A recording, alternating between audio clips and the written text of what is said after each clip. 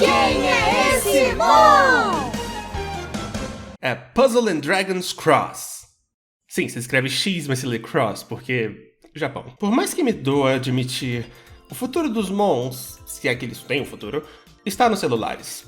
Jogos gacha, isto é, jogos de celular que encorajam o usuário a gastar dinheiro real para colecionar coisas dentro do jogo, são o maior veículo para arrancar dinheiro do público casual da atualidade. E realmente é difícil consoles grandes e caros competirem com isso. Pokémon ainda consegue viver nos consoles devido à sua magnitude, mas o provável é que vejamos mais e mais de seus competidores surgindo nos celulares, o que eu odeio, porque eu odeio gachas, odeio muito, tanto ódio, mas compreendo.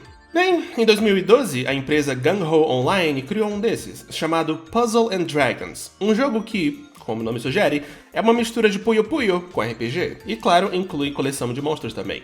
Eu lembro que baixei a versão americana dele uns anos atrás, mas me cansei do jogo em tipo 1 hora, como eu me canso de todos os gachas, então não posso falar muito sobre ele. O que importa pra gente é que em 2016, uma sub-franquia dele foi criada, Puzzle and Dragons Cross, representada por um jogo de 2 versões pro 3DS, porque Pokémon, e um anime, porque Pokémon.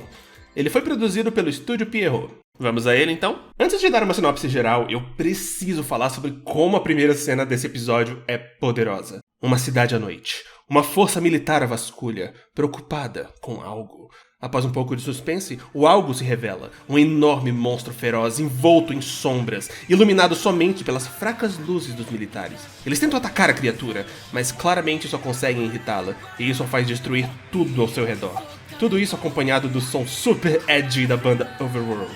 Fim de cena. Na verdade, ela foi tirada de mais à frente do episódio, puxada pra cá, mas realmente dá pra ele aquele fator uau! Que falta em tantos Mons modernos, eu simplesmente adoro. Mas enfim, aí começamos o episódio de verdade. Abrimos numa ilha na cidade de Viena. Não é essa Viena. E conhecemos nosso protagonista, um menino chamado Ace. Ele é um menino bem normal da ilha, se ignorarmos o fato dele ter o poder de subconscientemente detectar coisas frescas, tipo frutas e verduras e... Ok, piadas à parte, guarde isso, será importante. Mais ou menos. Acompanhamos ele em um dia pacato seu, de ajudar a mãe, salvar o gato de uma amiguinha da árvore e conhecer um invocador de dragões super famoso chamado Lance, que está de visita na ilha por motivos misteriosos. Mas o dia fica menos normal quando ele encontra um ovo misterioso na praia. Só pra constar, o previamente citado Lance está na ilha justamente atrás do tal ovo, que caiu do céu como um meteorito, mas ele acaba tendo que reajustar seus planos quando o enorme monstro da cena de abertura aparece na cidade. Aparentemente por causa de um lance aí que aconteceu nos drops da cidade. Drops sendo essas bolinhas que são a manifestação mágica dos elementos da natureza e que só invocadores conseguem ver. Daí a importância do Ace detectar verduras frescas no começo, porque ele também consegue ver as bolinhas, então ele é especial. Por isso o monstro começa a destruir geral, e o Lance decide contê-lo, invocando um monstro pra combatê-lo, e cara, a cena de invocação é tão da hora!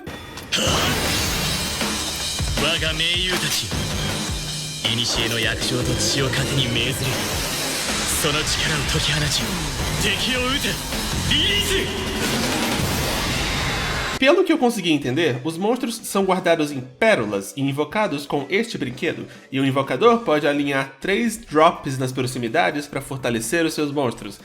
Putz, você acredita que esse anime foi baseado em um jogo de combinar bolinhas? Eu sei, nem parece. O menino e o monstro então travam uma luta muito bem animada e legal, uma frase muito rara nesta série de vídeos, vamos apreciar.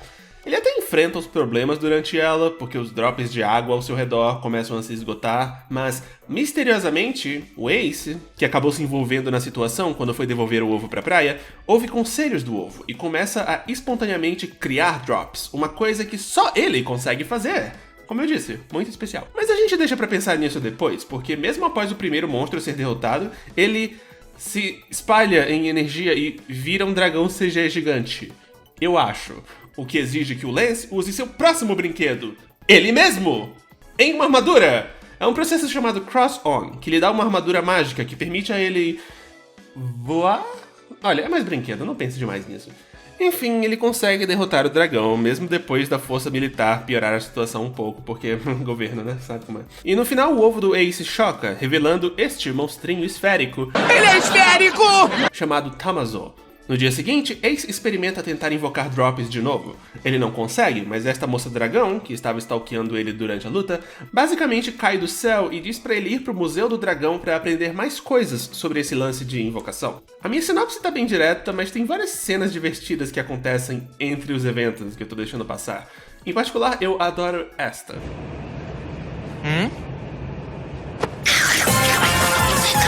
Lá, o Ace faz amizade com este menino chamado Charo, que também quer ser invocador de dragão um dia.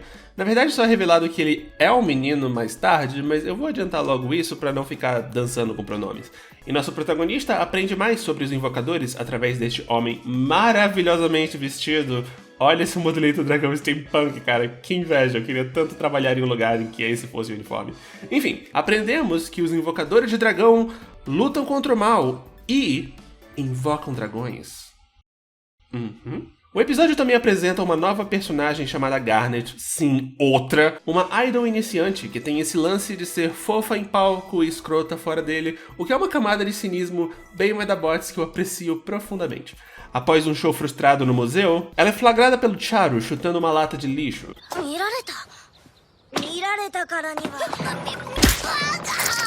E, após esnobar dele, se desentende com o Ace, e os dois quase travam uma batalha Pokémon, mas aí ela decide não fazer isso.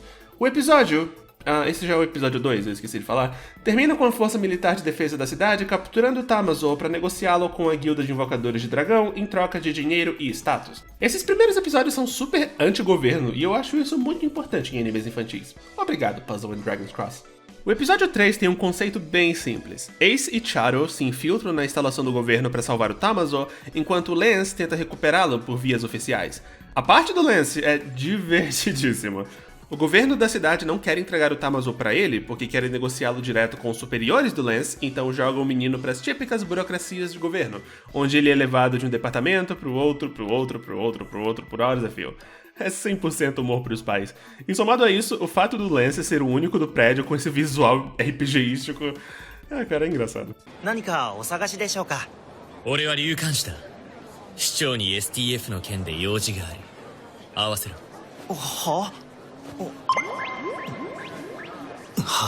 Esse é o meu fetiche! Durante a fuga, que envolve um peido, porque, claro que envolve, Ace e Charo acabam libertando um outro monstro, este Tatu com ovos nas mãos, e eu meio que acho engraçado ver ele batendo nesses guardas. Acho que é o contraste do design colorido e fofinho dele com os designs realistas dos guardas é muito especial. A conclusão da situação toda também é muito boa.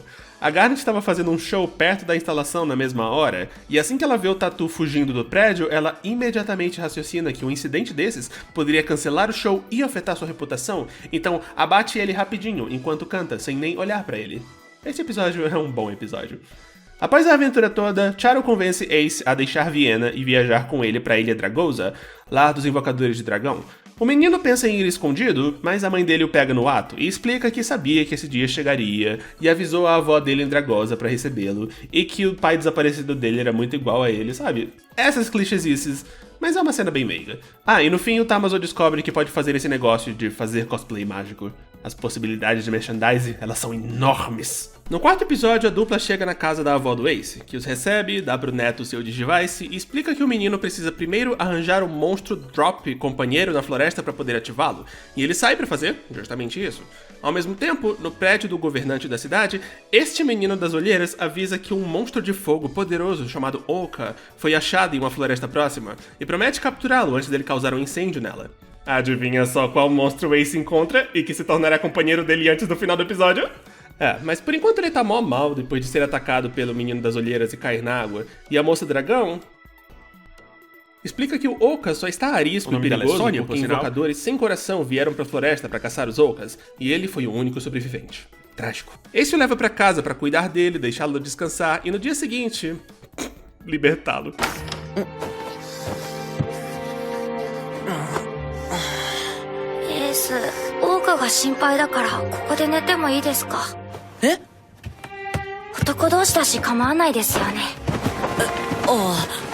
Na manhã seguinte, após umas cenas de fofura do Oka, o Olheiras decide atacá-lo para capturar sua drop e a luta acaba liberando vários monstros drop de uma árvore que saem tocando o terror. Para detê-los, Oka se torna o companheiro do Ace, e com detê-los eu realmente quero dizer incinerá-los, mas, ei, eles são espíritos, ou sei lá, então tá tudo bem. Pra fechar o episódio, o governante da cidade aparece pra aconselhar o Ace a ficar na Ilha Dragosa e treinar pra se tornar invocador. E ele diz sim, e aposto que isso será o status quo pros próximos 20, 30 ou até 50 episódios. Ou o resto da série, quem sabe? Ah, e provavelmente não fica tão engraçado sem o contexto, mas essa fala final do episódio me fez rir.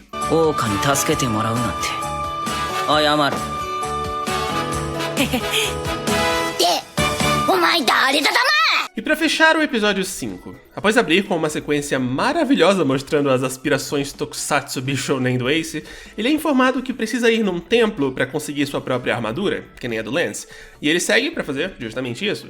Enquanto isso, o agente da Garnet diz pra ela trabalhar em sua imagem fora dos palcos, e os dois enredos se convergem quando os dois grupos se envolvem em um concurso de comilança de um doce de geleia aí. Também não faz muito sentido dentro do contexto. Paralelo a isso, o Tamazo faz amizade com esta mulher aleatória que tava mó triste, e que também entra pro concurso de comilança por motivos.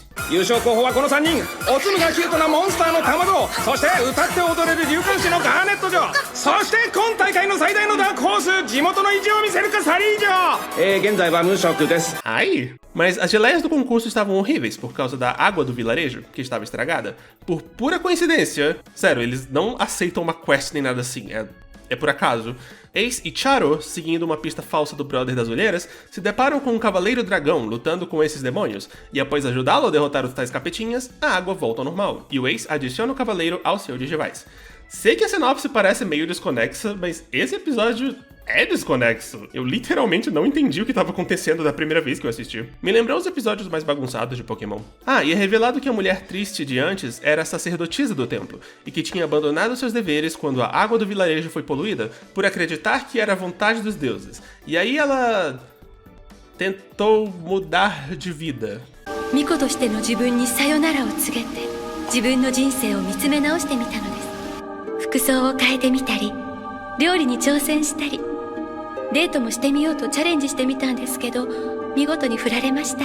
Como eu disse, episódio desconexo. Enfim, aí ela dá a armadura pro Ace e ele a veste na última cena do episódio. Ah, e eu esqueci de falar que durante a luta, o Tamazo fez o negócio de vestir o cosplay. Aquilo dá a ele poderes de vento e muda a personalidade dele, ao que parece. Bom, imagino que ele terá muitos mais desses no futuro, mas nosso pacote de episódios acaba por aqui. Puzzle & Dragons Cross é da hora, cara! Fazia muito tempo que um anime infantil não deixava uma primeira impressão tão forte em mim. É estiloso, é engraçado, o mundo é interessante, é basicamente o tipo de desenho em que eu me amarraria se fosse criança.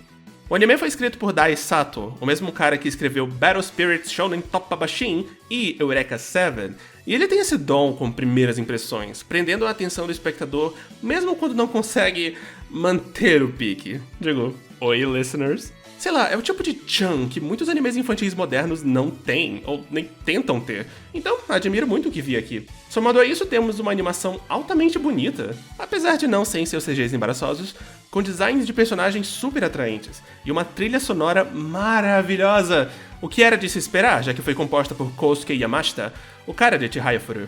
Não é perfeito, claro.